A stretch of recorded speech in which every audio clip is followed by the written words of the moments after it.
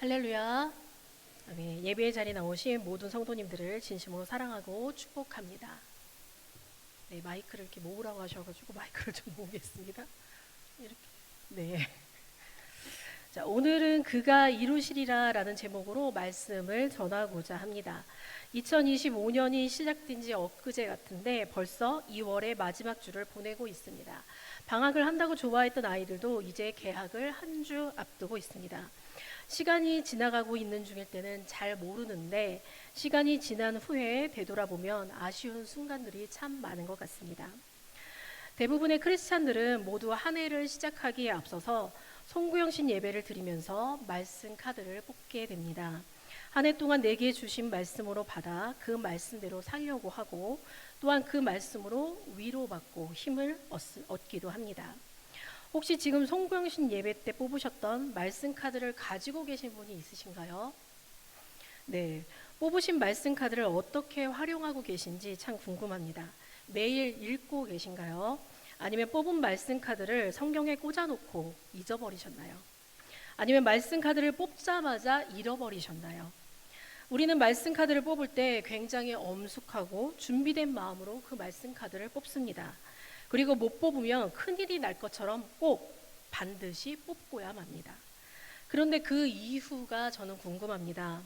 저는 지금 유초동부 담당 교육자로 사역을 하고 있는데요. 어느 날 하나님께서 이런 마음을 주셨습니다. 아이들로 하여금 말씀 카드를 암송하도록 하는 것입니다. 그런데 그냥 암송하라고 하는 것보다 아이들에게는 동기부여가 중요하기 때문에 몇 가지를 또한 함께 했습니다. 본질은 말씀을 암송하는 것이지만 그 본질에 아이들의 눈높이에 맞는 옷을 입힌 것입니다. 인간의 옷을 입은 성서라는 신학 서적이 있는데요. 하나님의 말씀이 인간의 언어로 기록되어졌음을 의미하는 것입니다. 하나님의 아들이신 예수님께서도 이 땅 가운데 오실 때에 인간의 눈높이에 맞춰 인간의 모습으로 오신 것을 우리는 또한 알고 있습니다. 사역을 할 때도 마찬가지인데요. 하나님께서 담임 목사님을 통해서 주신 비전을 아이들의 눈높이에 맞게 옷을 입히는 것이 부서 사역자들에게는 가장 중요하고 또한 어려운 것이기도 합니다. 아무튼 올 1월 한 달 동안 2025년 내게 주신 말씀 카드를 유초동부 아이들에게 다 외우도록 그렇게 하였고, 말씀을 암송한 친구들의 본문을 받아서 제가 매주 설교 스케줄을 잡았고, 또한 캘리그라피 액자를 만들어서 즉석 카메라로 사진을 찍고 액자에 담아 선물과 함께 전달을 하고 있는 중입니다. 너무나도 감사한 것은 여기서 중요한 사역 중에 하나가 바로 캘리그라피 말씀을 쓰는 것인데요. 저희 부서 선생님들 가운데 그러한 달란트를 가지고 계신 분이 한 분 계셔서 제가 섬김을 제안했을 때 흔쾌히 하나님 앞에 헌신하겠다고 해주셨습니다. 모든 것이 다 하나님의 은혜인 줄 믿습니다. 그래서 은혜 가운데 하나님께서 주셨던 마음을 아이들의 눈높이에 맞는 사역으로 현실화시킬 수 있었습니다. 유초동부에 70명 남짓한 아이들이 지금 출석하고 있는데요. 그 가운데 몇 명의 친구들이 말씀을 암송했을까요? 네, 20명의 친구들이 말씀을 암송했습니다. 올해는 처음 시작했으니까 내년에는 더 많은 친구들이 말씀 카드를 암송하게 될 줄 믿습니다.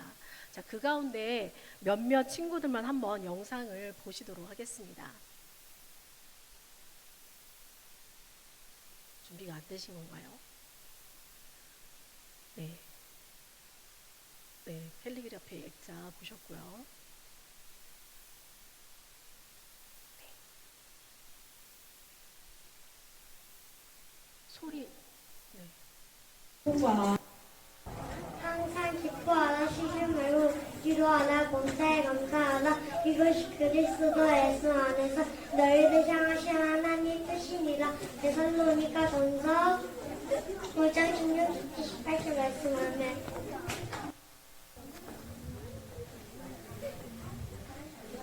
여호와의 말씀에 가련한 자들의 눌림과 궁핍한 자들의 탄식으로 말미암아 내가 이제 일어나 그를 그가 원하는 안된 주제의 소리를 하리로다. 시편 12편 5절 말씀하며 만군의 여호와께서 맹세하여 이르시되 내가 생각한 것이 반드시 되며 내가 경영한 것을 반드시 이루리라. 이사야 14장 24절 말씀. 아멘. 말씀 암송을 통과한 친구들은 제가 그 본문으로 설교를 하는 주일에 한 번 더 친구들 앞에서 말씀을 암송하고 있습니다. 설교 전에 지금처럼 본문을 읽는 시간에 그 말씀을 뽑은 친구가 나와서 말씀을 암송을 하게 됩니다. 20명의 아이들은 20주 동안 돌아가면서 설교 본문을 암송하고 저는 설교를 준비하고 캘리그라피로 헌신하시는 선생님은 그렇게 20주 동안 매주 말씀 액자를 만드십니다. 열심히 말씀 액자를 만들고 계신 저희 부서 선생님은 이제 근처에서 스포츠 브랜드 네파 사업체를 운영하고 계시는 이미상 집사님이십니다. 만나시면은 긍정의 격려를 부탁드립니다. 그 사업체를 통해서도 하나님의 놀라운 인도하심과 역사하심이 드러나기를 소망합니다. 20주라는 기간 동안 아이들을 위한 말씀을 쓰면서 저희 부서 선생님의 심령 가운데도 하나님의 말씀이 깊이 자리하게 될 줄 믿습니다. 그래서 말씀을 암송한 아이들도 그 말씀으로 캘리그라피를 준비하는 선생님도 그리고 그 말씀으로 설교를 준비하는 저에게도 큰 은혜의 시간이 될 줄 믿습니다. 우리가 말씀을 암송하는 이유는 무엇입니까? 말씀을 통해 하나님을 가까이 하는 삶 그리고 그대로 살아가는 삶을 살아갈 수 있기 때문입니다. 제가 보통 말씀 암송을 시킬 때 꼭 이렇게 안내를 합니다. 하루 3번 아침, 점심, 저녁 식사 기도를 한 후에 말씀을 암송을 하고 밥을 먹으라고 이야기를 합니다. 혹시 점심에 학교에서 그렇게 하기 어려우면 꼭 잠들기 전에 한 번 더 하면서 하루 3번 그렇게 말씀을 자연스럽게 읽으라고 합니다. 이렇게 말씀을 억지로 외우는 것이 아니라 자연스럽게 하루에 3번씩 그 말씀을 읽으면 빠른 아이들은 일주일 그리고 보통은 열흘 늦어도 보름 안에는 그 말씀을 모두 암송하게 됩니다. 그렇게 매일을 하나님의 말씀으로 살아가는 어린이들은 훗날 그 말씀이 환난 가운데 불 가운데 자신을 구원하는 경험을 하게 될 것입니다. 그러한 말씀의 축복이 우리 당진성결교회 모든 성도님들 가운데도 함께 임하시기를 간절히 소망합니다. 그리고 사랑하는 우리 성도님들도 그렇게 말씀을 암송해 보시기 바랍니다. 나는 너무 늦었다고 이 나이에 무슨 성경을 암송하느냐고 포기하지 마시고 충분히 하실 수 있으니까요. 포기하지 않으시고 했으면 좋겠습니다. 말씀을 가까이 하는 자에게 하나님께서 큰 은혜를 주시는 줄 믿습니다. 말씀으로 길을 찾고 기도로 힘을 얻으시기 바랍니다. 아멘. 오늘 성도님들과 함께 읽은 이 말씀은 1학년 안태양 어린이가 뽑아서 암송했던 말씀 카드의 본문을 조금 더 확장한 것입니다. 오늘 함께 읽으신 시편 37편은 다윗의 시라고 기록이 되어져 있습니다. 다윗의 시라고 기록이 되어져 있지만 예배용 시편이라기보다는 지혜의 교훈을 주는 잠언에 더 가까운 말씀입니다. 우리는 25절을 통해서 시편 37편의 저자가 또한 노인이 되었다는 사실을 알 수가 있습니다. 다 같이 37편 25절의 말씀을 같이 읽어보시겠습니다. 시편 37편 25절 말씀입니다.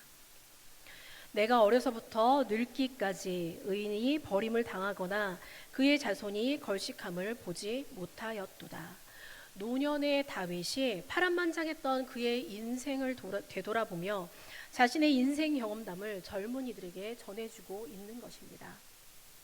악한 세상 가운데 기진한 자신의 공동체가 하나님 앞에 올바로 살아갈 수 있도록 교훈을 아끼지 않은 것입니다. 그렇다면 다윗은 어떠한 인물입니까? 신약 성경에서 다윗 왕은 어떻게 평가되고 있습니까? 다 같이 사도행전 13장 22절과 23절을 읽어보시겠습니다. 사도행전 13장 22절과 23절 말씀입니다.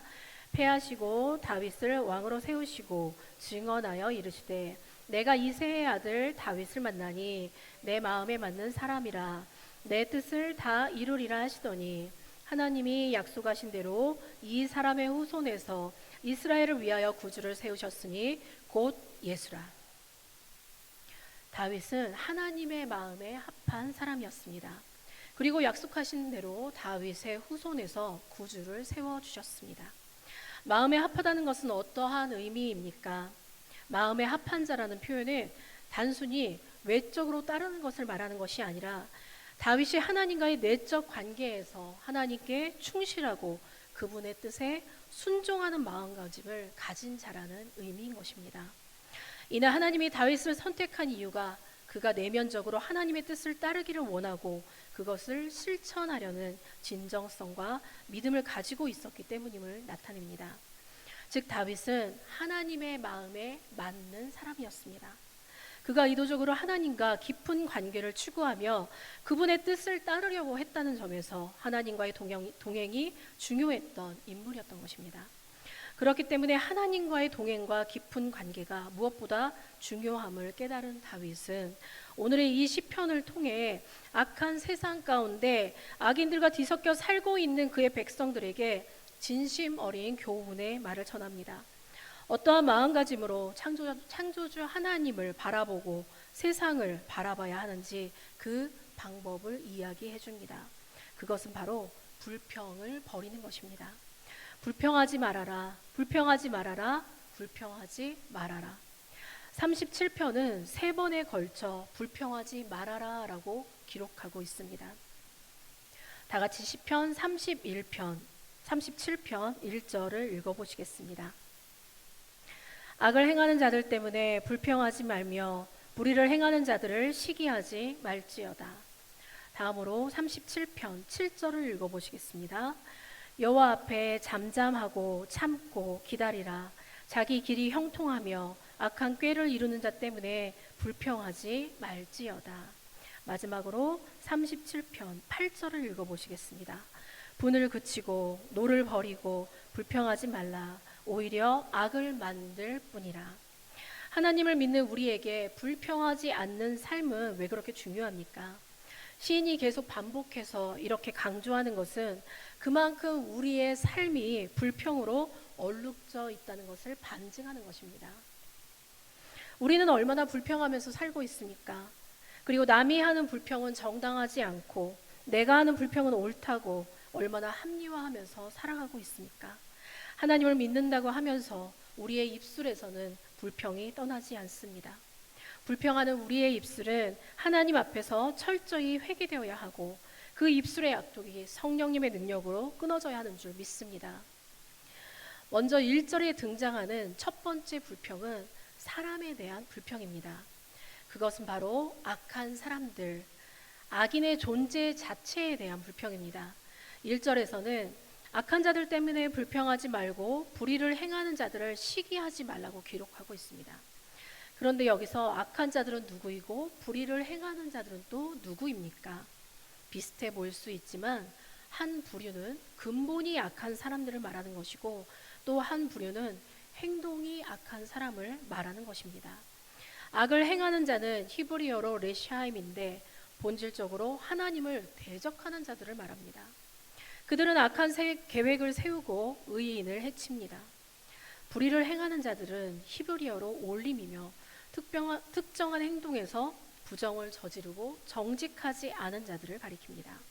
그들은 불법과 부당한 방법으로 이익을 취하며 질서를 무너뜨립니다. 그러니까 악을 행하는 자는 근본적으로 악한 자들이며 불의를 행하는 자는 행동적으로 악한 자들을 말하는 것입니다. 그런데 이들에 대한 우리의 태도는 바로 그들을 향해서 불평하거나 시기하지 말라고 하는 것입니다. 어쩌면 하나님을 대적하는 악인들에 대한 불평은 너무나도 당연한 것일 수 있습니다. 하지만 그럼에도 불구하고 절대로 불평하지 말라고 이야기합니다. 그리고 이어서 7절에서 또 불평하지 말라고 반복합니다. 1절의 불평이 하나님을 대적하는 악인의 존재 자체에 대한 불평이었다면 7절의 불평의 이유는 바로 악인의 형통입니다. 악인이 잘 되는 것에 대해 불평하지 말라는 것입니다. 악인이 악하게 살다가 멸망하면 좋을 텐데 악인이 오히려 모든 일에 형통해 보이는 현실 때문에 하는 불평입니다. 꾀를 내어서 자기의 길을 형통하게 만드는 악인을 불평하지 말라고 합니다. 1절과 7절의 불평의 대상을 합치면 악을 행하고 하나님을 대적하는 악인이 자신들이 낸 꾀들로 성공을 거두어 형통하게 살아가는 것을 볼 때에도 그것으로 인하여 불평하지 말라고 하는 것입니다. 그러면서 마지막 세 번째 불평을 또다시 언급합니다. 다 같이 8절을 읽어 보시겠습니다. 분을 그치고 노를 버리며 불평하지 말라. 오히려 악을 만들 뿐이라. 그만 화를 멈추고 노여움을 내려놓고 불평하지 말라고 합니다. 여기서 분과 노는 누구를 향한 것입니까? 여전히 악인의 형통을 향한 것입니까? 아닙니다. 여기서 분을 내고 노하는 불평의 대상은 바로 하나님이십니다. 악인과 악인의 형통을 바라보던 내가 이제는 어느덧 하나님을 향해 분을 내고 노하는 사람이 된 것입니다. 하나님을 향해 불평하고 있습니다. 하나님을 향해 분을 내는 사람이 어떠한 사람입니까? 내가 그토록 싫어했던 하나님을 대적하는 사람이었습니다. 그리고 그들 때문에 나는 화를 냈었습니다. 그런데 그렇게 미워했던 악을 행하고 하나님을 대적하는 사람이 어느 순간 내가 되어버린 것입니다. 그리고 노여워합니다. 악인의 형통에 불평하던 내가 어느 순간 하나님을 노엽게 생각합니다. 내가 비판의 대상으로 삼았던 그 악인이 바로 내가 되는 순간을 말하는 것입니다. 그렇기 때문에 저자는 8절 말미에 뭐라고 하고 있습니까? 바로 악을 만들 뿐이니라라고 언급하고 있습니다. 악인의 존재 자체에 대해서 그리고 그의 형통에 대해서 불평하던 내가 이제는 하나님을 향해 불평하고 하나님을 대적하고 하나님을 노엽게 여기는 악한 자가 된 것입니다. 불평이 가득 찬 우리의 마음은 악인이 되어가는 것이고 불평이 가득 찬 우리의 인생은 악인의 길을 함께 걷는 자가 되는 것입니다. 불평이 가득 찬 우리의 원망은 하나님을 대적하는 것입니다. 우리는 불평을 끊어내야 합니다. 하나부터 열까지 우리의 삶 가운데 깊이 파고드는 모든 불평의 고리를 끊어야 하는 줄 믿습니다. 악인이 던져놓은 사망의 고리에 우리의 인생이 걸려들지 않도록 깨어 기도해야 하는 줄 믿습니다. 그런데 우리의 힘으로는 할 수가 없습니다. 성령님께서 우리의 입술과 생각과 마음에서 불평을 제하시도록 간구해야 하는 줄 믿습니다. 그럼 이제 우리는 어떻게 살아가야 합니까? 도대체 우리는 어떻게 해야 합니까? 악한 세상 가운데 악인들이 판을 치고 잘 되는 것처럼 보이는 이 현실 가운데 정말 진리가 어디에 있는지 혼란스러운 이 세상 가운데 우리는 어떻게 불평 없이 살아갈 수가 있는 것입니까? 저자는 말합니다. 하나님과 함께하는 삶을 살라고 하는 것입니다. 다 같이 3절, 4절, 5절을 읽어보시겠습니다. 여호와를 의뢰하고 선을 행하라. 땅에 머무는 동안 그의 성실을 먹을거리로 삼을지어다. 또 여호와를 기뻐하라. 그가 내 마음의 소원을 내게 이루어 주시리로다. 내 길을 여호와께 맡기라. 그를 의지하면 그가 이루시고 여호와를 의뢰하라고 합니다. 여호와를 기뻐하라고 합니다. 여호와께 우리의 길을 맡기라고 합니다. 여호와 앞에 잠잠하고 참고 기다리라고 합니다. 여호와를 의뢰하는 것은 신뢰하는 것, 즉 믿는 것입니다. 악인에게 분노하는 대신에 하나님을 신뢰하는 삶을 사는 것입니다. 그리고 여호와를 기뻐하라고 합니다. 불평 가운데 마음의 기쁨을 빼앗기지 아니하고 여호와께서 나의 하나님이 되심으로 인하여 기뻐하라고 합니다. 악인들은 우리의 기뻐함을 알지 못합니다. 하나님께서 나의 하나님 되시고 우리의 하나님이 되시기에 우리가 얼마나 큰 소망과 기쁨 가운데 살아가는지를 악인들은 알지 못합니다. 그런데 그 기쁨을 빼앗기지 말라고 합니다. 아브라함의 하나님, 이삭의 하나님, 야곱의 하나님이 바로 나의 하나님이심을 인하여 기뻐하고 즐거워해야 합니다. 그리고 우리의 길을 여호와께 맡기라고 합니다. 내가 보았던 길은 악인이 자신의 꾀를 내어 잘 되는 길이었습니다. 그런데 하나님께서는 보잘것없어 보이는 나의 길을 주께 맡기라고 하십니다. 그리고는 하나님의 때가 이르도록 잠잠하고 참고 기다리라는 것입니다. 우리는 모두 하나님의 때를 기다립니다. 그런데 하나님의 때가 길어질수록 우리의 잠잠함은 힘을 잃고 다시 떠들어대며 참고 기다리던 우리의 인내도 이제는 바닥이 나서 참고 기다리기를 멈춥니다. 어떠한 일을 당했을 때에 참고 기다리는 것은 쉽지 않습니다. 당장이라도 따져 묻고 싶고 분노하고 싶습니다. 누군가에게 불평을 토로하고 내가 옳았음을 말하고 싶어 합니다. 그런데 하나님께서는 그렇게 하지 말라고 하십니다. 제가 첫 사역을 나갈 때 부모님께서 당부하셨던 딱 한 가지는 바로 이것, 인내하라고 하는 것이었습니다.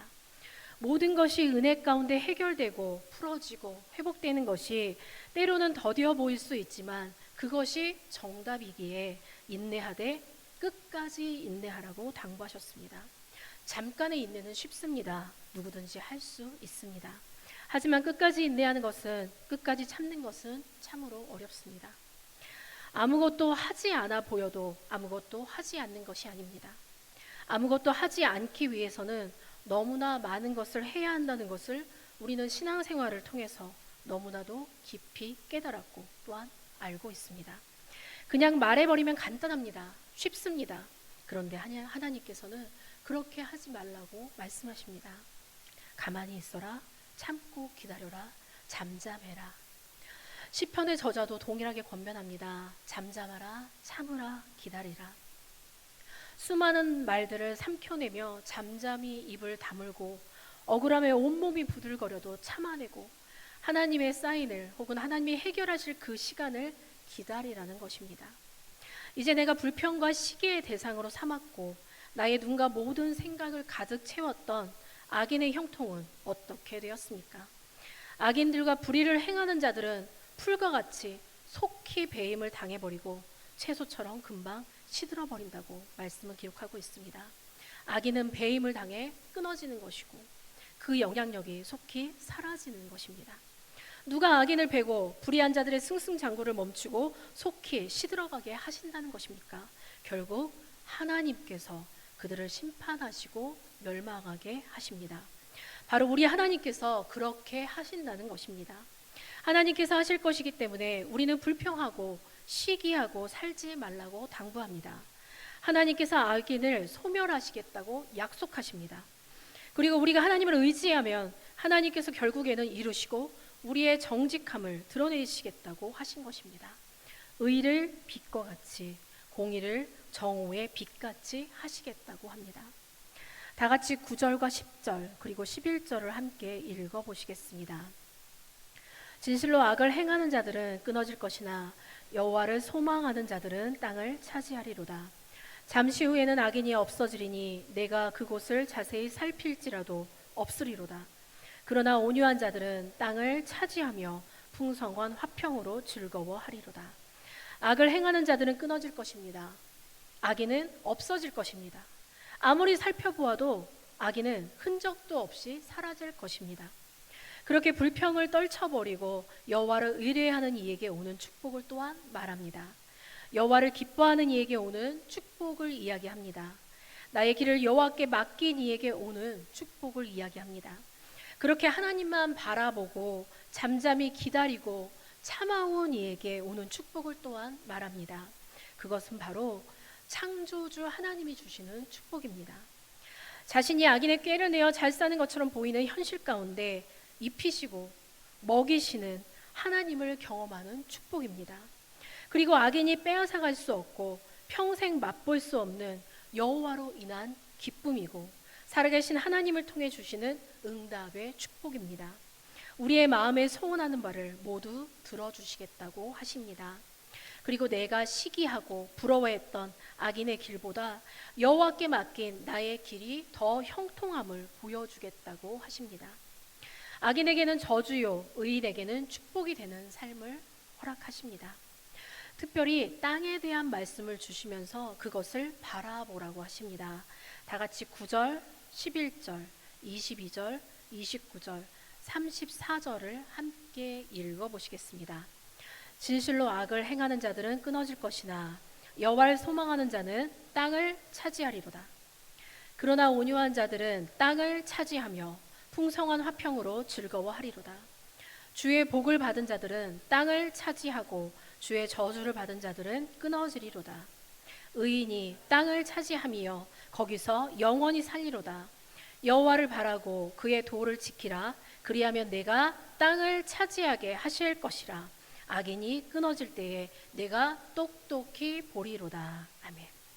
땅에 대한 5가지 진술들은 사실 다른 것처럼 보이지만 모두 동일한 것입니다. 모두 중심 포인트를 반복하는 것입니다. 땅을 소유하는 것은 야훼 하나님과 그분의 다스리심 그리고 그분의 목적과 밀접하게 연관되어 있습니다. 시편 37편은 땅을 우리 자신의 방법을 통해서 소유할 수 있다는 모든 개념을 거부합니다. 땅은 자율적인 것이 아니며 그것을 소유하고 있는 자들의 것도 아니고, 땅은 창조주 하나님과 상관이 있으며 참된 지혜는 창조주와 그분의 목적을 깨닫고 살아가는 것이라고 합니다. 땅은 바로 하나님이 만드신 조화로운 창조 세계이기 때문입니다. 그렇기 때문에 땅에 발을 붙이고 사는 우리에게 축복을 주시는 분도 하나님이시요, 걷어가시는 분도 하나님이심을 알고 그분이 이루실 것을 신뢰하고 그의 말씀대로 따라야 하는 것입니다. 결론적으로 시편 37편은 사람이 살아가야 하는 길에 대해 조언하며 여호와의 길과 악인의 길을 대조합니다. 다른 지혜 문헌들처럼 악인의 길은 행복과 번영을 가져오지 못하고 대신 사망과 파멸을 가져온다고 강조하면서 의인에게 위안을 줍니다. 악인이 신실한 자보다 더 잘 사는 것처럼 보이는 세상 속에서도 믿음을 굳게 지킬 것을 듣는 자들에게 상기시킵니다. 우리는 결단해야 합니다. 악인들이 득세하는 이 세상 가운데 그들의 존재와 그들의 형통을 바라보며 주저앉아 불평을 늘어놓다가 결국에는 그 불평을 하나님에게로까지 해서는 안 될 것입니다. 하나님의 말씀을 신뢰하고 따라야 합니다. 온전히 하나님을 신뢰하고 주님께 모든 것을 맡기고 그분의 방법대로 악한 자들을 심판하시고 또한 주의 의로운 백성들을 축복하시는 그때와 그날을 조용히 목도하고 기다리며 인내해야 되는 줄 믿습니다. 다윗처럼 그렇게 하나님의 마음에 합한 자로서 불평의 삶이 아니라 이루실 하나님을 신뢰하는 우리와 우리의 모든 가정 그리고 가문이 되어지기를 주님의 이름으로 간절히 축복합니다. 아멘.